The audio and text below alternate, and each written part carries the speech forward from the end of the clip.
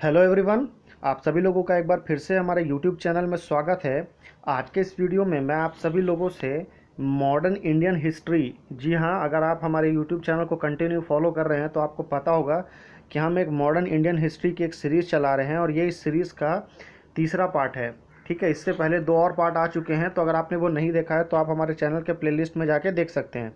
ठीक है, तो हम इस तीसरे पार्ट में भी आपसे total 25 important modern Indian history से संबंधित प्रश्न पूछेंगे और इन 25 प्रश्नों के ख़त्म होने के बाद में वीडियो के लास्ट में कुछ प्रश्न हैं, उनका जवाब आपको नीचे कमेंट करके देना है।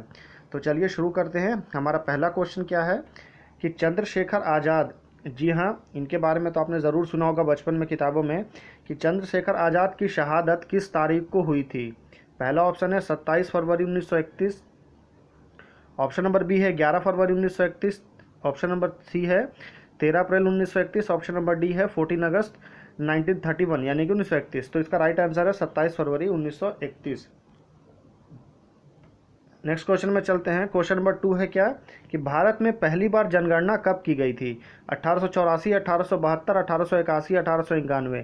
आमतौर पर लोग ये बी और सी में गलत ऑप्शन करके आते हैं, 1881 मार देते हैं, पर भारत में जो पहली बार जनगणना हुई थी वो हुई थी 1872 में।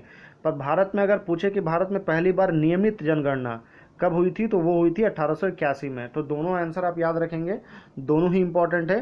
नेक्स्ट क्वेश्चन में चलते हैं। ऑप्शन नंबर 3 है क्वेश्चन कि भारत की प्राचीन कला को पुनर्जीवित करने के लिए Indian society of oriental art की स्थापना किसने की थी। अरविंद्रनाथ टैगोर, रविन्द्रनाथ टैगोर, सुरेंद्र नाथ गांगुली या मुकुल डे। तो अरविंद्रनाथ टैगोर जी ने Indian society of Orient art की स्थापना की थी। नेक्स्ट क्वेश्चन में चलते हैं। क्वेश्चन नंबर 4 है हमारा कि निम्नलिखित में से कौन सी पुस्तक गांधी जी द्वारा लिखी गई थी। ठीक है, ऑप्शन क्या क्या है, Hindu view of life, Hind Swaraj, discovery of India, my truth. तो डिस्कवरी ऑफ इंडिया ये बहुत ही पॉपुलर बुक है और ये लिखी थी पंडित जवाहरलाल नेहरू जी ने। और माई ट्रूथ के जगह अगर आप my experiment truth with truth देता तो ये भी महात्मा गांधी ने लिखी थी, पर माई ट्रूथ महात्मा गांधी की नहीं है। तो महात्मा गांधी की कौन सी पुस्तक है तो वो है हिंद स्वराज। हिंद स्वराज को महात्मा गांधी जी ने लिखा था।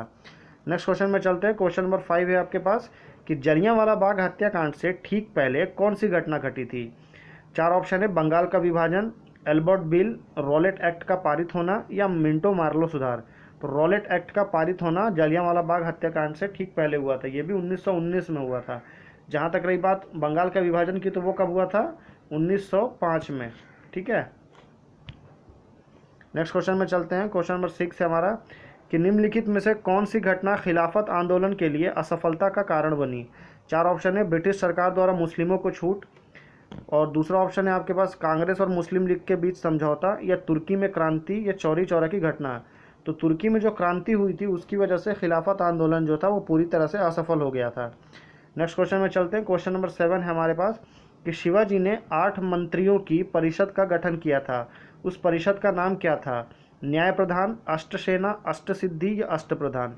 तो उस परिषद का नाम था अष्टप्रधान। ठीक है, नेक्स्ट क्वेश्चन में चलते हैं। क्वेश्चन नंबर 8 है हमारे पास कि 1802 में ब्रिटिश ईस्ट इंडिया कंपनी के साथ बसाई की संधि, ये बसाई एक जगह है, बसाई की संधि पर किसने हस्ताक्षर किए। बाजीराव द्वितीय, बाजीराव प्रथम, सुल्तान बहादुर या इनमें से कोई नहीं। तो बाजीराव द्वितीय ने बसाई की संधि पर हस्ताक्षर किए थे ब्रिटिश ईस्ट इंडिया कंपनी के साथ। नेक्स्ट क्वेश्चन है कि भारत में सहायक गठबंधन किसने शुरू किया था। सहायक गठबंधन या सहायक संधि जिसको बोलते हैं। तो 4 ऑप्शन है, lord Clive, lord Wellesley, lord Cunningham या लॉर्ड कैनिंग। तो लॉर्ड वेलेस्ली ने सहायक गठबंधन शुरू किया था। ठीक है, नेक्स्ट क्वेश्चन में चलते हैं। क्वेश्चन नंबर 10 है कि किस चार्टर अधिनियम के द्वारा ईस्ट इंडिया कंपनी के एकाधिकार को समाप्त किया गया था। एकाधिकार को पूरी तरह से समाप्त कर दिया गया था। चार्टर अधिनियम कौन कौन सा है। 4 ऑप्शन है, चार्टर अधिनियम 1793, चार्टर अधिनियम 1813, चार्टर अधिनियम 1833 या चार्टर अधिनियम 1853। तो चार्टर अधिनियम 1813 के अंतर्गत ईस्ट इंडिया कंपनी के एकाधिकार को पूरी तरह समाप्त कर दिया गया था। ये काफ़ी इंपॉर्टेंट क्वेश्चन है, अगर टफ जनरल नॉलेज के क्वेश्चन के आने के चांस हो तो इसके आने की संभावना पूरी रहेगी। नेक्स्ट क्वेश्चन में चलते हैं। क्वेश्चन नंबर 11 है कि कांग्रेस की अध्यक्षता करने वाली पहली भारतीय महिला कौन थी। पहली भारतीय महिला बोल रहा है, अगर भारतीय नहीं बोलने से एनी बेसेंट आप आंख बंद करके क्लिक कर सकते हैं। तो अभी भारतीय बोला है तो क्या क्या है, Sarojini Naidu, Annie Besant, nail Sen Gupta या इंदिरा गांधी। तो सरोजिनी नायडू इसका राइट आंसर होगा। क्वेश्चन नंबर 12 है कि all India trade union Congress की स्थापना में किसने महत्वपूर्ण भूमिका निभाई? बसवो सिंह, सुबोध बनर्जी, लाला लाजपत राय या अशोक मेहता? तो all India trade union Congress की स्थापना में महत्वपूर्ण भूमिका लाला लाजपत राय जी ने निभाई थी। क्वेश्चन नंबर 13 में चलते हैं कि दूसरा गोलमेज सम्मेलन, गोलमेज सम्मेलन कितना हुआ था? 3 हुआ था, पहला, दूसरा, तीसरा। 30 में 1930, 1931, 1932, 3 साल में हुआ था। और आपको याद रखना है कि तीनों ही गोलमेज सम्मेलन कहाँ हुए थे? लंदन में। और सिर्फ दूसरा गोलमेज सम्मेलन था जिसमें महात्मा गांधी जी ने भाग लिया था।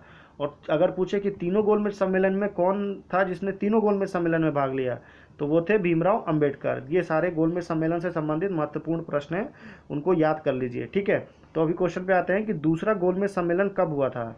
तो इसका राइट आंसर क्या होगा? 7 सितंबर 1931 को, ठीक है। नेक्स्ट क्वेश्चन में चलते हैं। क्वेश्चन नंबर 14 है कि स्वतंत्रता आंदोलन के दौरान केसरी, ये काफ़ी ज़्यादा इंपॉर्टेंट हो जाता है कि केसरी नामक समाचार पत्र किसने शुरू किया था? सुभाष चंद्र बोस, बाल गंगाधर तिलक, मोहम्मद अली जिन्ना या लाला लाजपत राय? तो केसरी नामक समाचार पत्र शुरू किया था बाल गंगाधर तिलक ने। नेक्स्ट क्वेश्चन में चलते हैं। क्वेश्चन नंबर 15 है कि 1906 में मुस्लिम लीग की स्थापना किस स्थान पर की गई थी? मुस्लिम लीग, ठीक है। ऑप्शन क्या है? ढाका, नैयपदाव, इस्लामाबाद या मस्कट? तो ढाका में मुस्लिम लीग की स्थापना की गई थी, ठीक है।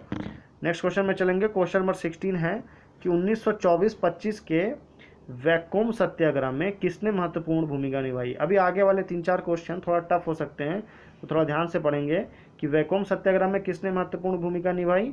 टी.के. माधवन, मुलुर एस पदमनाथ पनिकर या बलराम वर्मा या के केलप्पन? तो के केलप्पन ने वैकोम सत्याग्रह में महत्वपूर्ण भूमिका निभाई। क्वेश्चन नंबर 17 में चलते हैं कि 1867 में नवगोपाल मित्रा ने हिंदू मेला की शुरुआत किस स्थान पर की थी? कलकत्ता में, दिल्ली में, इलाहाबाद में, वाराणसी में? तो हिंदू मेला की शुरुआत की थी कलकत्ता में। क्वेश्चन नंबर 18 में चलते हैं कि द बंगाली, ये एक अखबार थी, ठीक है। अखबार आता था 18वीं शताब्दी में कि द बंगाली अखबार की स्थापना 1879 में किस क्रांतिकारी ने की थी? सुरेंद्रनाथ बनर्जी, आनंद मोहन बोस, नवगोपाल मित्रा, राजनारायण बासु? तो सुरेंद्रनाथ बनर्जी ने द बंगाली अखबार की स्थापना की थी। क्वेश्चन नंबर 19 में चलते हैं कि द्वितीय विश्व युद्ध के दौरान बतग्युलोन आज़ाद हिंदुस्तान की स्थापना किस देश में की गई थी? जिस तरह आज़ाद हिंद फौज की स्थापना आपकी सिंगापुर में की थी, उसी तरह से बत्तिलोन आज़ाद हिंदुस्तान, ये भी एक संगठन था जो भारत की आज़ादी के लिए काम कर रहा था। वो किस देश में की गई थी? ऑप्शन क्या है? Japan, Germany, Italy, Singapore? तो इटली में की गई थी। Italy is the right answer. Question number 20 में चलते हैं कि भारत का पहला तेल संशोधन कारखाना कौन सा है? Guwahati refinery, Visakhapatnam refinery, Digboi refinery या बरौनी रिफाइनरी? तो डिगबोई जो कहाँ पर है आपका? असम में पड़ता है, वो भारत का पहला तेल संशोधन कारखाना है। नेक्स्ट क्वेश्चन में चलते हैं। क्वेश्चन नंबर 21 है हमारे पास कि 1930 में स्वतंत्रता की घोषणा किसने ड्राफ्ट की थी? मोतीलाल नेहरू, जवाहरलाल नेहरू, महात्मा गांधी, C.R. दास? तो महात्मा गांधी ने स्वतंत्रता की घोषणा ड्राफ्ट की थी। क्वेश्चन नंबर 22 में चलते हैं कि संविधान सभा के बारे में निम्नलिखित में से कौन सा कथन सही है? सही कौन सा है वो बताना है आपको। तो संविधान सभा के सदस्य प्रत्यक्ष रूप से चुने जाते थे? नहीं, ये बिल्कुल गलत है। संविधान सभा के सदस्य पूरी तरह से अप्रत्यक्ष रूप से चुने जाते थे। दूसरे ऑप्शन में चलते हैं कि सीट पत्रक का आधार जनसंख्या थी, ये बिल्कुल सही है। जनसंख्या के आधार पर सीटों का वितरण होता था। संविधान सभा की संरचना कैबिनेट मिशन प्लान के मुताबिक थी, ये भी बिल्कुल सही है। तो इसमें क्या होगा? 1 और 2 नहीं, क्योंकि एक पहला गलत है तो 1 नहीं होगा। 2 और 3, जी हाँ, 2 और 3 बिल्कुल करेक्ट आंसर होगा। 1 एंड 3 नहीं होगा। नन ऑफ द अबव, ये भी नहीं होगा। तो 2 and 3 is the correct answer. Next question में चलते हैं। क्वेश्चन नंबर 23 है कि क्रिप्स मिशन का उद्देश्य क्या था? भारत छोड़ो आंदोलन को रोकना, भारतीय नेताओं को विश्व युद्ध में अंग्रेजों का साथ देने के लिए राजी करना, या प्रांतों में कांग्रेस सरकार को इस्तीफा वापस लेने के लिए राजी करना, या संविधान निर्माण की व्यवस्था है? तो क्रिप्स मिशन का उद्देश्य था भारतीय नेताओं को विश्व युद्ध में अंग्रेजों का साथ देने के लिए राजी करना, ठीक है। नेक्स्ट क्वेश्चन में चलते हैं। क्वेश्चन नंबर 24 है हमारे पास कि ब्रिटिश साम्राज्य के अभिन्न अंग के रूप में भारत में जिम्मेदार सरकार की स्थापना, ठीक है, जिम्मेदार सरकार की स्थापना यह नीति किस रिपोर्ट का हिस्सा थी? Montagu Chelmsford report, Motilal Nehru report, Motilal Nehru report या कैबिनेट मिशन रिपोर्ट? तो ये 2 बार हो गया है इसका राइट आंसर जो होगा वो मॉन्टेग्यू चेम्सफोर्ड रिपोर्ट होगा। थोड़ा टफ क्वेश्चन हो सकता है। क्वेश्चन नंबर 25 पे चलते हैं कि ब्रिटिश सरकार के देशी रियासतों के संबंध के बारे में किस रिपोर्ट में कहा गया था कि सर्वोच्च सत्ता सर्वोच्च रहनी चाहिए? हंटर आयोग रिपोर्ट, स्ट्राचे आयोग रिपोर्ट, बटलर आयोग रिपोर्ट या कैम्पबेल आयोग रिपोर्ट? तो बटलर आयोग रिपोर्ट में ये कहा गया था कि सर्वोच्च सत्ता सर्वोच्च रहनी चाहिए। ये टफ क्वेश्चन हो सकता है, तो ध्यान से पढ़ेंगे, ठीक है। नेक्स्ट क्वेश्चन में चलते हैं। क्वेश्चन नंबर 26 है हमारा कि निम्नलिखित में से कौन बंगाली नाटक का पथ प्रदर्शक था? क्या ऑप्शन है? 4 ऑप्शन है। बंकिम चंद्र चटर्जी, माइकल मधुसूदन दत्ता, माइकल मधुसूदन दत्ता, ये ऑप्शन रिपीट हो गया है, माफ़ करिए, अरविंद घोष। तो इसका राइट आंसर जो होगा वो होगा माइकल मधुसूदन दत्ता। आप बी मार लो या सी मार दो, दोनों एक ही है, तो आपके हिसाब से देख लीजिए। लास्ट क्वेश्चन है और इसका जवाब क्या करना है आपको? मुझे नीचे कमेंट करना है, ठीक है। कमेंट बिल्कुल गलत नहीं होना चाहिए, कमेंट करना है। क्वेश्चन क्या है आपका कि राष्ट्रगान जन गण मन पहली बार कब गाया गया था? कलकत्ता में 1911 या कलकत्ता में 1912, दिल्ली में 1911 या दिल्ली में 1912? ये 12 है, ठीक है। तो इसका जवाब क्या होगा आप मुझे नीचे कमेंट करके दीजिए। और वीडियो पसंद आया तो लाइक करके अपने सारे स्टडी रिलेटेड ग्रुप्स में वीडियो को शेयर कर दीजिए। फिर मिलते हैं अगले वीडियो में, तब तक के लिए धन्यवाद और चैनल को सब्सक्राइब कर लीजिए प्लीज़। धन्यवाद।